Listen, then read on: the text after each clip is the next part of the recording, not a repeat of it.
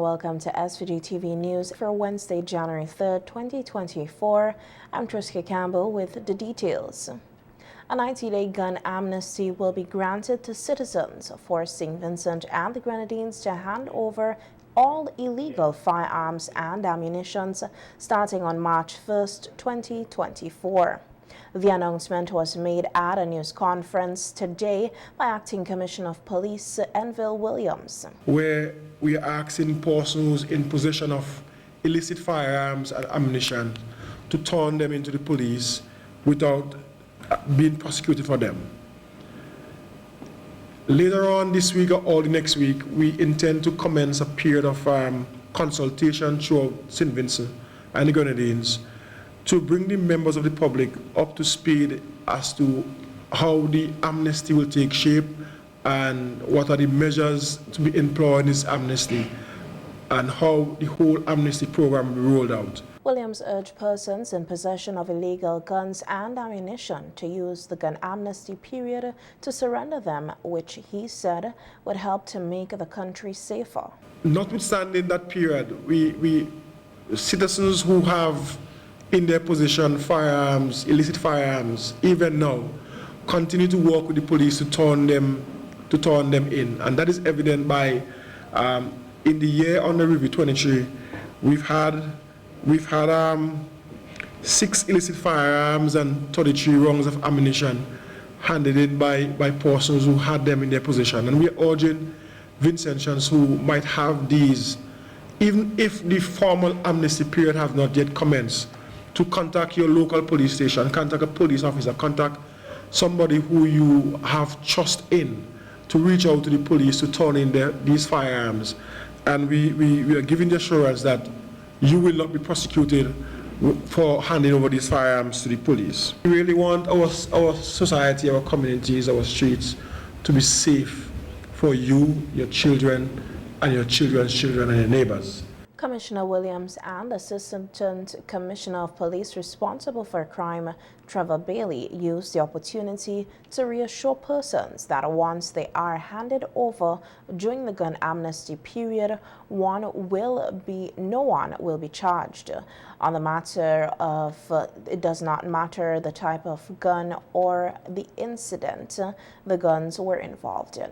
Once you hand over the firearm as part of the firearms amnesty, and in this period, we are giving that commitment because we want you to because we want to be safe. We want to feel at ease at night. We want to feel at ease when we walk in the streets of St. Vincent, so that wherever you have the firearm in that period, that you hand it over, and we are giving that firm commitment that once you hand over the firearm in that period, and even now, that you will not be prosecuted. It's an amnesty, and it is the truth with meaning. It's an amnesty. So if you hand in the firearm in the amnesty period, it is just that amnesty. That we are not asking any question, we are operating in the amnesty period, and we accepting the firearm.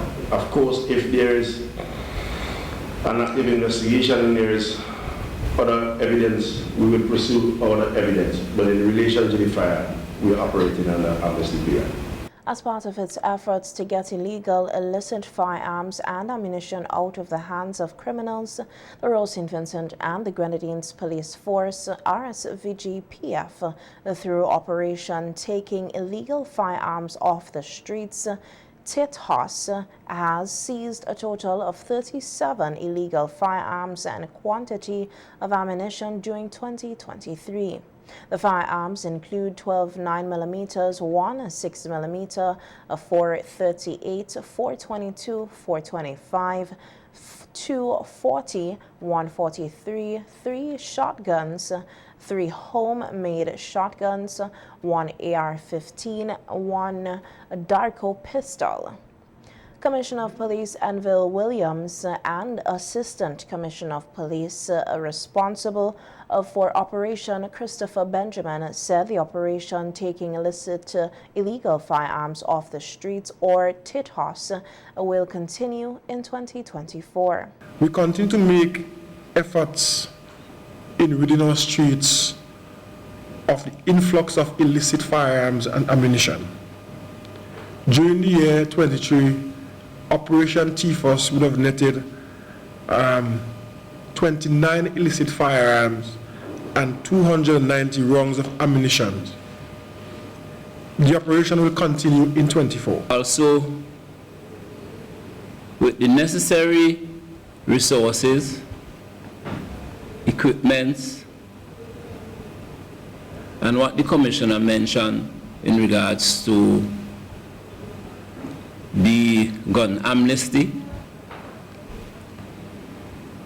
of 90 days for Smith, and also Operation Tios, which will continue in 2020, in this year, 2024. You can see more of what is displayed before you here. And I must say, before I go further, a hearty thank you to the members of the Royal St. Vincent and the Grenadines Police Force, who are working relentlessly, going above and beyond to keep this country safe. Meanwhile, Assistant Commissioner of Police responsible for crime, Trevor Bailey, said members of the SVG Police Force will redouble their efforts this year in dealing with crime, noting that in 2023, 1.5% increase was recorded over 2022. For to St. Vincent and the Grenadines, that the Royal St. Vincent and the Grenadines Police Force is working assiduously, working extremely hard to ensure that persons who are among us who are criminally minded must and will pay for the breaches of the laws of St. Vincent and the Grenadines. So you can go deep within the caves of Torbora, we will find you and we will bring you to justice. Whilst we have seen a marginal 1.5% increase in crimes overall in St. Vincent and the Grenadines,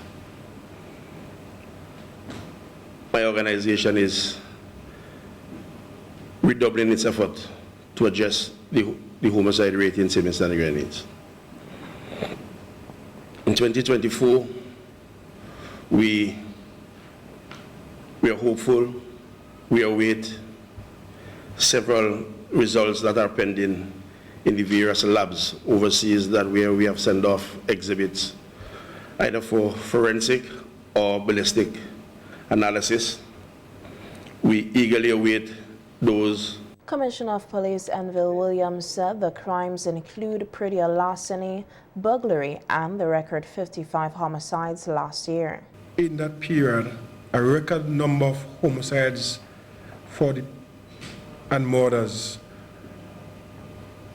most of which were committed with the use of the firearm. 52 murders and 3 homicides, a total of 55. During the year also, we've seen a slight increase in reported crime over the period 2022. In 23, we recorded a total of 4,133 criminal offenses as opposed to 4,070 in 2022, an increase of 1.5%. Notwithstanding the foregoing, members of the Royal St. Vincent and the Grenadines Police Force continue to work assiduously to maintain the peace and security in this our blessed land, the peace and security that us Vincentians are accustomed to. The offense of murder continues to be a vexing issue. During the period, we have unfortunately recorded, as was previously said, the highest number of murders in our history. ASP Bailey is asking for patience from the members of the general public and to believe in the members of the Royal St. Vincent and the Grenadines Police Force in their ability to crack down on criminal activities in the country. I want you to believe in your investigators. I echo that call this morning once again, to be patient with us. Believe that your officers have the same capabilities that you see on television or you hear of in other parts. We have trained and experienced persons who are doing the work. And I'm sure that this will not be the last press conference held by the Royal St. Vincent and the Grenadines Police Force where you will hear more announcement and you will hear more release coming from us that we are making arrests for matters that are outstanding. Again, I say to the victims, the family of victims who suffered to the loss of her life or murder, be patient with the police. We want to give the assurance to the members of the public and for the victim's family that we take every offense and every offense of murder committed seriously. And although you might not hear sometimes, we are working hard behind the scenes to bring offenders to justice. And the Royal St. Vincent and the Grenadines Police Force today made a significant achievement in the investigation of the 2023 murder of Jovan Baptiste of Rose Place. The 29-year-old construction worker was fatally shot in Bucament on September 7, 2023, while heading to his workplace. At today's news conference, Assistant Commissioner of Police Trevor Bailey said Romano Andrew, who goes by the alias Russian of Clear Valley and Peruvian Vale, was today arrested and charged in connection with the murder of Baptiste. Baptiste, whose death was recorded as the 37th homicide for SVG for 2023, was shot 16 times and died on the spot in the area close to the Bucament Bay Seventh-day Adventist Primary School. More than 1 year after the killing of Zarel Small, also known as Keisha, the man allegedly responsible for the woman's death was taken to court on Tuesday to be arraigned. The prosecution teams handling the murder case plans to call up 14 witnesses during the preliminary inquiry, which is expected to commence on April 1st, 2024. We have more in this report. The handcuffed Pauls Avenue resident was brought to the Serious Offences Court by police officers yesterday to have the indictable charge read to him by Chief Magistrate Rashawn Brown. The 24-year-old labourer, Ryan Cole, was charged on the afternoon of Friday, December 29, 2023, after police made a breakthrough in the Chillin murder case 16 months after the crime was committed. The charge read that between August 24 and 25, 2022, the murder accused, with malice aforethought, caused the death of Zarel Small of Arnesvale Fountain by an unlawful act. He was not required to plead to the indictable charge. The murder accused, who calmly listened to the charge being read, respectfully asked why he was not allowed to plead to the offence. The Chief Magistrate explained that the charge is an indictable one and will have a preliminary inquiry. Cole was remanded to prison. The preliminary inquiry is set to start on April 1st, 2024. Prosecutor Alliston Stapleton says he has 14 witnesses to call up to the stand to testify in this case. It was on an early Thursday morning on August 25th, 2022 that 42-year-old Small's lifeless body was discovered on the tarmac at the decommissioned E.T. Joshua Airport and what appeared to have been a piece of PVC pipe inserted into her vagina. The police report stated that the deceased, formerly of Fountain, was living at Polyard, Arnesvale at the time of her death.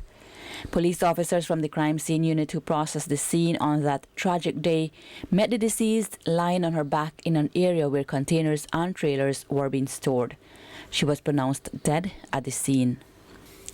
A post-mortem examination was conducted on the body and the cause of death was listed as asphyxia due to manual strangulation. Meantime, the murder charge was not the only offence allegedly committed by Cole. The court heard a theft and assault charge. On July 2, 2023, at Arnesvale, he unlawfully and maliciously wounded Sosike Bowens of Glen, and on the 20th of October 2023, at Pauls Avenue, he sold bottles of drinks amounting to $128 EC, the property of Sion Saunders of Pauls Avenue. He pleaded not guilty to those charges. The murder accused also reminded the Chief Magistrate of a cocaine charge and that he never paid up the fine. For SVG-TV News, Larissa Poxley-Kidd. And the water situation in parts of the northeastern area served by the Perseverance water system from Chester Cottage to Overland, which were affected by water disruptions over the Christmas weekend. Prime Minister Vincent said for the last 5 days the water system was on and running, but with a lot of rainfall in the mountains overnight, resulting in a landslide. The water was muddy again this morning, leading to another disruption in water supply to the areas. He said again the Central Water and Sewage Authority, along with the assistance from the National Emergency Management Organization, NEMO, and Roads, Buildings and General Services Authority, BRAGSA, have stepped in to distribute water to the affected communities. There are more trucks on the road just before the system went back, and they will have to mobilize them again for today. What you remember that Professor Robertson had said to us on this program that we're going to have challenges with lahars for 3 to 5 years. Even he made the point that it will take that period of time for the lahars, for the material which had been gathered on the slopes of Soufrière to be washed away, and that he had warned that given the weight of the lahars, that if you get a lot of rainfall in particular areas, the very weight of the lahars plus the rainfall would make the soil which is underneath slip, that the land would slip, which, according to the best advice that I've received, that is what has happened above Perseverance.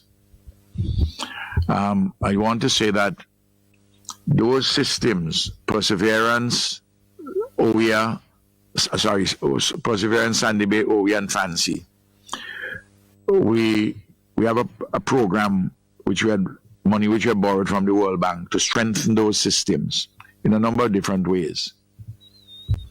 And all the designs have been done, and we should see sometime in the first quarter of this year, sooner rather than later, that the actual project is going to start to strengthen those systems further. General Manager of the CWSA, Vincent, who called into the radio program with the Prime Minister to provide an update on the situation, said they are working to get the system back up and running. However, in the meantime, they are ensuring that residents in the affected communities are provided with water throughout their distribution system. The situation had been improving because we were having fairly consistent water supply since Saturday the 30th.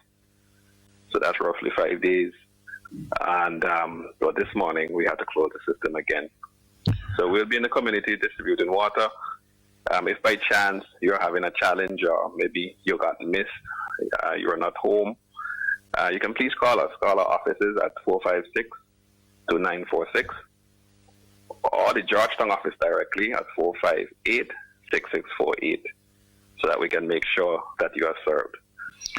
Generally, we'll distribute between, we'll try aiming to distribute between 11 and 7 p.m., or we can go later if necessary. We had a meeting with NEMO and BRAGSA, and we decided that would be a good time frame to be able to serve most people in the community. Let me ask this: you had put in 2 outlets, 2 pipes down in the Grand Sable, Munchong, Lower Georgetown area. Yes. So that's where you do some filling up. Right. Well, those 2 standpipes are for consumers who are able to get to them. Okay. We are encouraging, if you have a vehicle, it would be good if you can go to the standpipes and fill up, so that we can get to the folks who. But those standpipes come from the Jennings system. Those are from the Jennings system. The CWSA head also explained the challenges they have been dealing with in terms of muddy water and filtering systems, particularly at Perseverance. We have a sand filtration system in Perseverance. There are 3 slow sand filters. Each of them is about 800 square feet each. So once the water comes in, it starts to filter. But if it's too muddy, it clogs the filter. Just like if you have a filter in your home, yes, on a fridge, you have to change your filter every now and again. Yes, because it gets clogged, and especially if you have that fine sort of mud. So normally, under normal operation, this is normal. We have to clean these filters regularly. But we are able to still supply the community from the storage tank because they are not clogged as frequently. But now that you have this mud, they get clogged quickly. So we have to clean them more regularly. And while they're being cleaned, then we can produce water, right? And especially over the Christmas season when you have high usage, our storage tank was depleted pretty quickly as well. So what we are doing, we have to clean the filters, restore the water supply, fill up the storage tank, and then start to feed the areas. But as the filters become clogged, we have to shut down sometimes and get the filters cleaned so that we can restore again.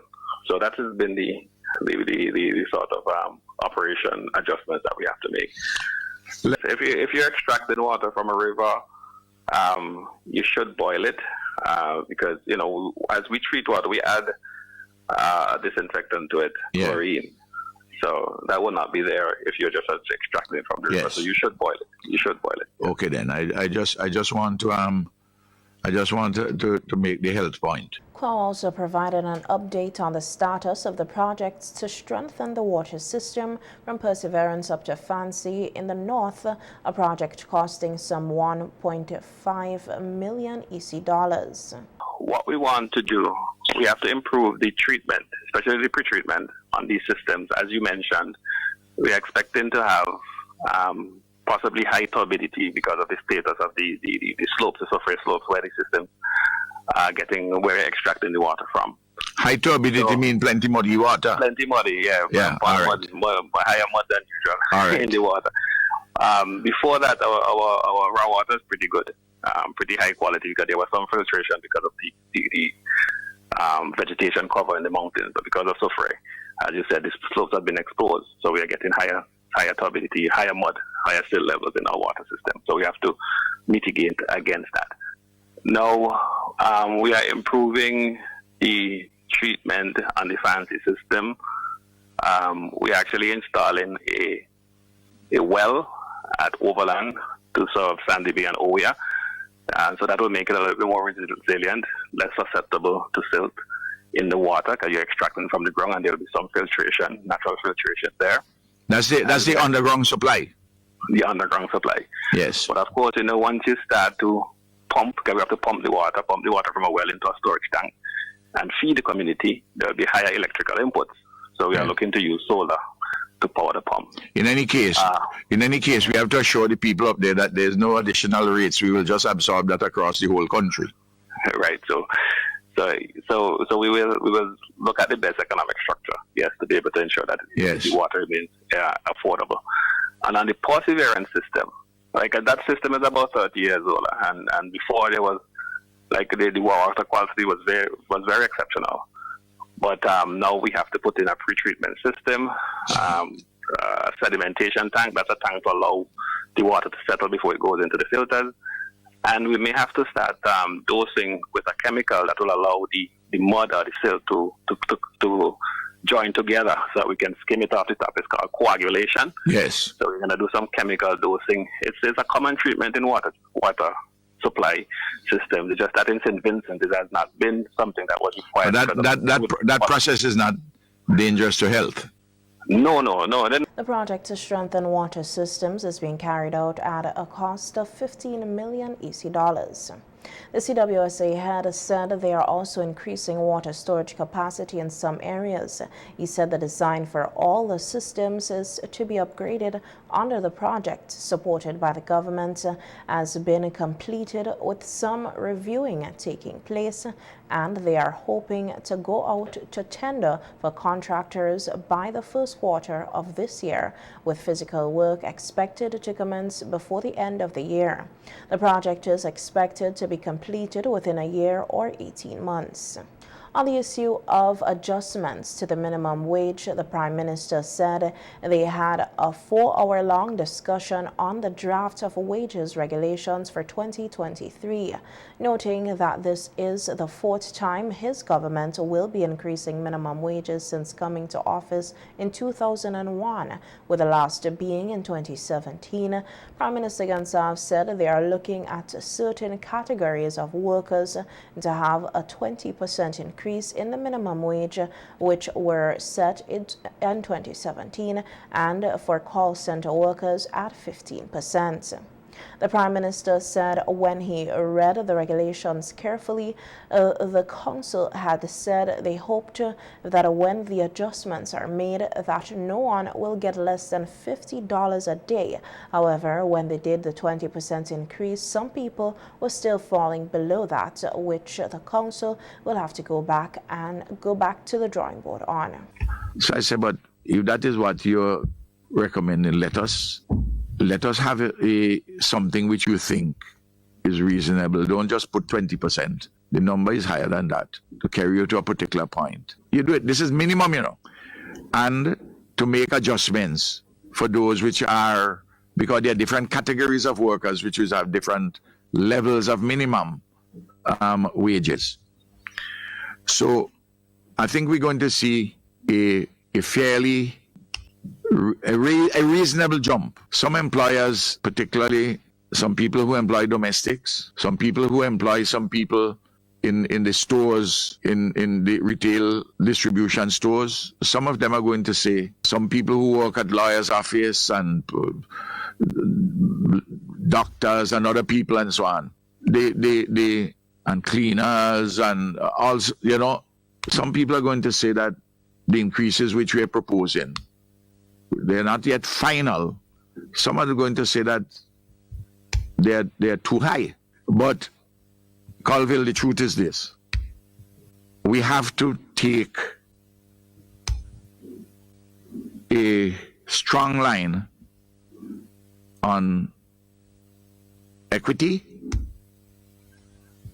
and we have to make sure that as we approach the second quarter, the end of the first quarter, of the 21st century, that some of these things be altered.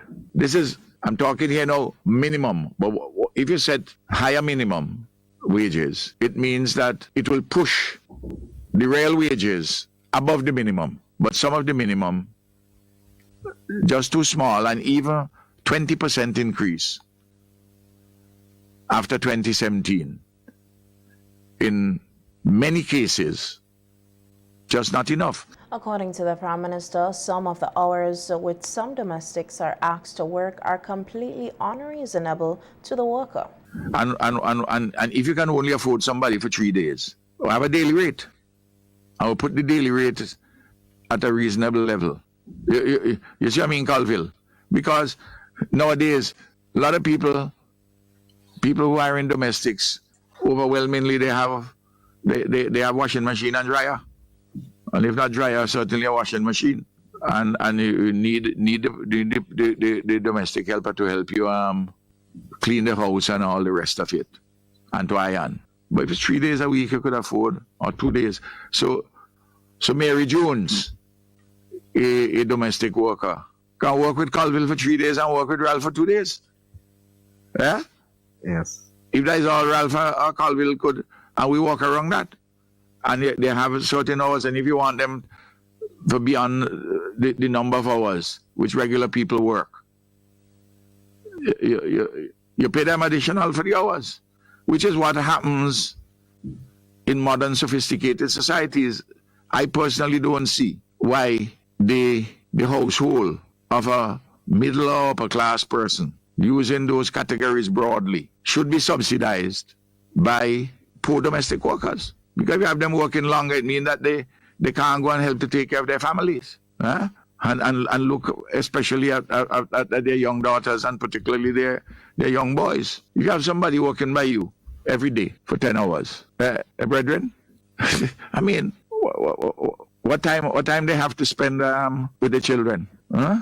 we have to have some balance in this business. The Prime Minister is also suggesting an increase in the number of leave granted for maternity leave, noting that before they came to office, it was 4 weeks for ordinary workers, and they had it increased to 8 weeks, and now he believes it should be more. So that the NIS will pay 65% and the employer will pay 35%. Of course, nowadays the employer will tell you, well, if you want to take 8 weeks, the other 4 weeks you have to do it without any pay from us. So all you do is get 65% from the NIS if, in fact, your employer making the NIS payments.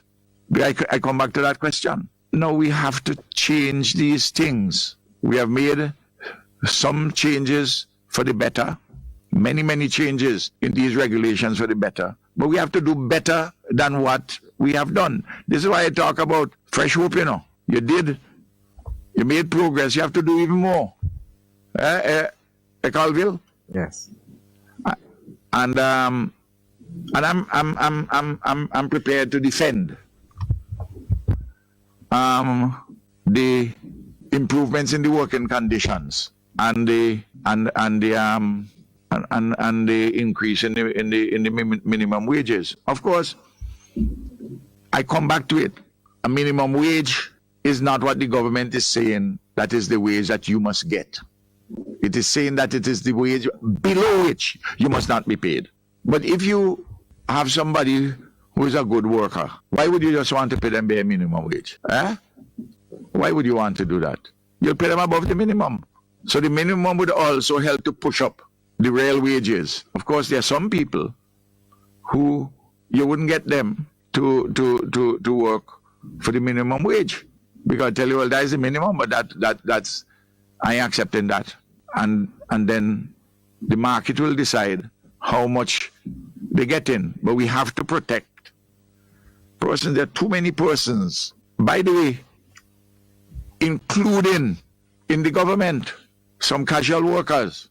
And I quarrel with the permanent secretaries all the time. I say, why are we only paying the minimum? Those who are higher up want to get more and more, but they think they can keep those who are the casual workers as though they're working on sufferance. Absolutely not. This is a Labour government. The Prime Minister said the revised document for the wages regulations for 2023 is expected to be submitted by Friday, noting that he wants to get the precise numbers together so that they can formally be announced during the January 8th budget presentation.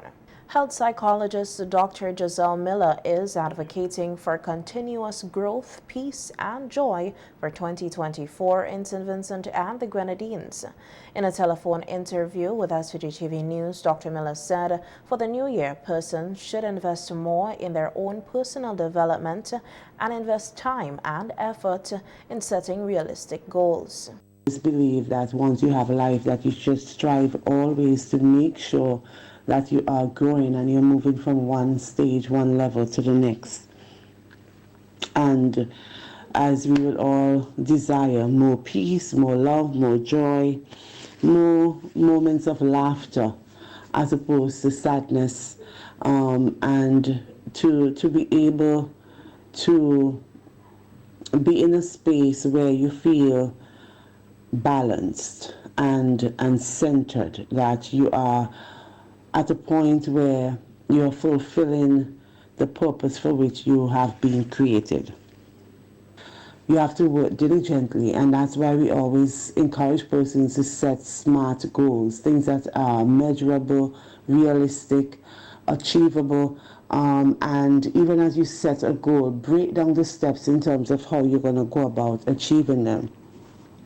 Set timelines that are reasonable, and be consistent in whatever you do. It's just so important that you consistently work towards the life that you want to develop for yourself. The health psychologist also urged persons not to be quick to use devices to record incidents of violence or abuse, rather to take the opportunity to diffuse these situations. Say something or do something that will help persons not to act on their impulsive emotions in that moment, but rather think about the consequences of their actions. This again is something I encourage a lot. I tell persons to strive towards financial freedom as best as you can. It's important for us to understand how money works. So one of the things, it's good to have savings, but it's also better to have investments. And curb your spending. We have to get away from this whole keeping up with the Joneses mentality that, live within your means and build. Try not to create exorbitant expenses that will then render you incapable of actually doing things that are more pertinent to your own development, whether it is to study or even sometimes persons are in such financial distress because of their spending habits that they can't even afford some of the basic amenities. According to Dr. Miller, persons need to understand and be able to identify their triggers to avoid conflicts. Overall safety, we see the crime rate being very high, and that in itself can cause persons to become very fearful within their particular communities or as an overall nation. So definitely we want to see more work as it relates to crime reduction, crime prevention, and ensuring the overall safety, the physical safety of persons. I would want to see as an improvement, well, definitely there are a lot of things in terms of infrastructure, but policies and the continued policy development that involves youth, women, anyone who is disadvantaged, that would create a space that persons are always included and have a voice in terms of the direction of where our country is, where we are going, so that our future now we can see a clearer blueprint of what our future is going to look like in a positive way.